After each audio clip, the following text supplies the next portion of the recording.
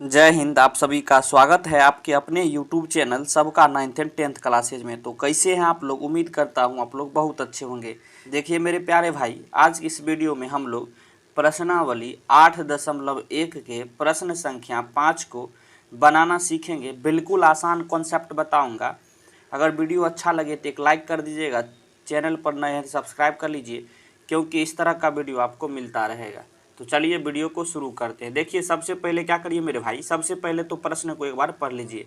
प्रश्न संख्या 5 क्या दिया गया है? कह रहा है यदि सेक थीटा बराबर 13/12 हो तो अन्य सभी त्रिकोणमितीय अनुपात परिकलित कीजिए। क्लियर है? प्रश्न का सीधा सीधी मतलब हुआ कि आपको सेक थीटा बराबर इतना दिया गया, उसके बाद जितने भी त्रिकोणमितीय जो है ना अनुपात होता है सभी का मान आपको निकालना है। समझ गए? तो चलिए सबसे पहले इसको बनाना सीखते हैं। देखिए सबसे पहले क्या करेंगे, सबसे पहला हम लोगों का काम होगा समकोण त्रिभुज जो है बनाना पड़ेगा। तो समकोण त्रिभुज चलिए एक बना लेते हैं।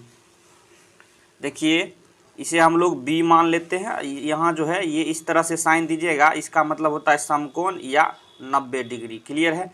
इसे हम लोग ए मान लेते हैं, इसे हम लोग सी मान लेते हैं।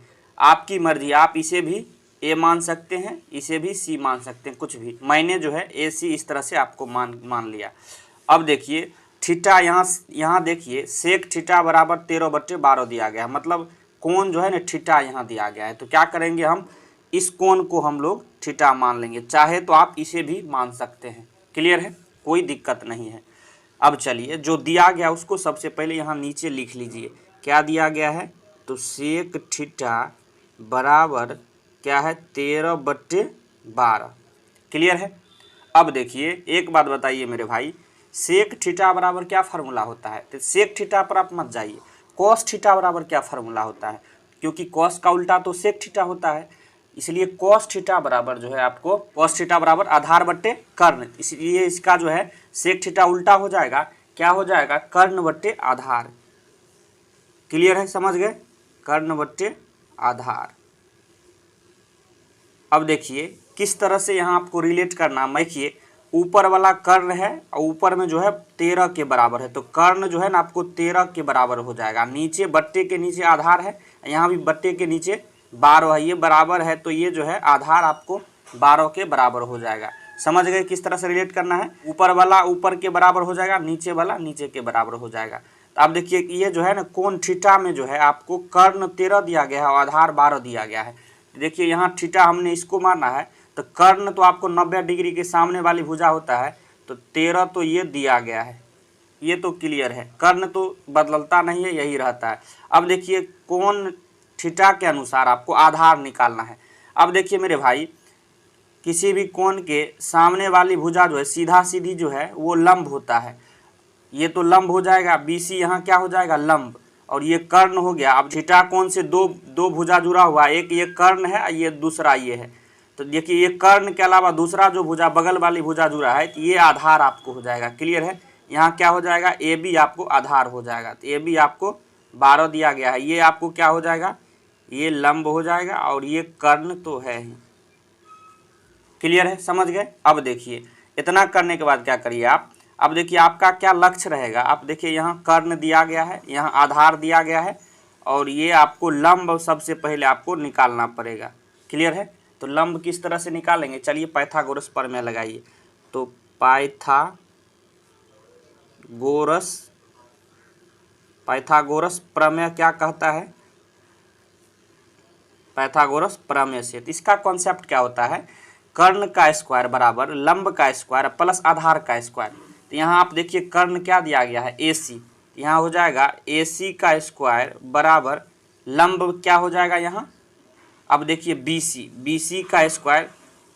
हम लोग थीटा कोण को मान के चल रहे हैं, इसलिए यह लंब है, ये आधार है, ये कर्ण है। क्लियर है? तो BC का स्क्वायर और आधार क्या हो जाएगा? AB का स्क्वायर। समझ में आ गया? अब देखिए अब आपको क्या चाहिए? आपको BC, क्योंकि BC यहाँ पता नहीं है, BC आपको निकालना पड़ेगा। तो BC यहीं का यहीं रहेगा, तो AC स्क्वायर, और यहाँ AB इस तरह से आए, इस साइड आएगा, तो ये प्लस में तो माइनस में हो जाएगा। तो AB स्क्वायर बराबर क्या हो गया आपको? BC square. अब देखिए यहाँ स्क्वायर है, अब जब स्क्वायर हटाइएगा तो ये कंप्लीट पर रूट आ जाएगा, मतलब इसलिए बी सी बराबर क्या हो गया, अंडर रूट, ये सभी पर रूट आ जाएगा, A C square minus A B square. Clear है। अब देखिए सभी का अब यहाँ आप मान रख दीजिए। अब देखिए ए सी कितना है, तो 13 का स्क्वायर हो जाएगा, माइनस ए बी कितना दिया गया है, 12 का स्क्वायर हो जाएगा। क्लियर है। तो बी सी बराबर क्या हो गया आपको, 13 के का स्क्वायर क्या होता है 169 और माइनस 12 का स्क्वायर 144। तो 169 में से 144 घटाइएगा तो कितना बचेगा, ये 25 बचेगा, मतलब रूट 25 आया। तो रूट 25 का मतलब रूट 25 का इसका वर्गमूल कितना होता है, 5। तो बी सी आपको कितना निकल के आ गया, ये 5 निकल के आ गया। अब देखिए आपको कुछ नहीं करना है। अब क्या प्रश्न क्या कर रहा है, अन्य सभी त्रिकोणमितीय अनुपात चाहिए। अब देखिए सेक थीटा के अलावा जितने भी अब सभी त्रिकोणमितीय अनुपात है सभी का मान निकालिए। तो चलिए देखिए सबसे पहले निकालेंगे हम लोग साइन थीटा। अब साइन थीटा इसी कोण के अनुसार अगर निकालना है तो कुछ भी चेंज नहीं होगा। क्लियर है। तो साइन थीटा बराबर क्या होता है फार्मूला, तो साइन थीटा बराबर फार्मूला होता है लंब बट्टे कर्ण। क्लियर है। लंब बट्टे कर्ण होता है। तो साइन थीटा, यहाँ लंब क्या है, यहाँ 5 निकला है और कर्ण क्या है 13, तो 5/13 जो है पहला निकल के आ गया। दूसरा क्या है कॉस थीटा आप निकालेंगे। कॉस थीटा बराबर क्या होता है, आधार बट्टे कर्ण होता है कॉस थीटा। तो आधार क्या है यहाँ 12 बट्टे कर्ण क्या है 13, तो 12/13 हो जाएगा दूसरा। अब चलिए इसी तरह जो है आपको अब टेन थीटा चाहिए, सभी त्रिकोणमितीय अनुपात निकालना है ना। तो टेन थीटा बराबर क्या फार्मूला होता है, तो ये आपको होता है लंब बट्टे आधार।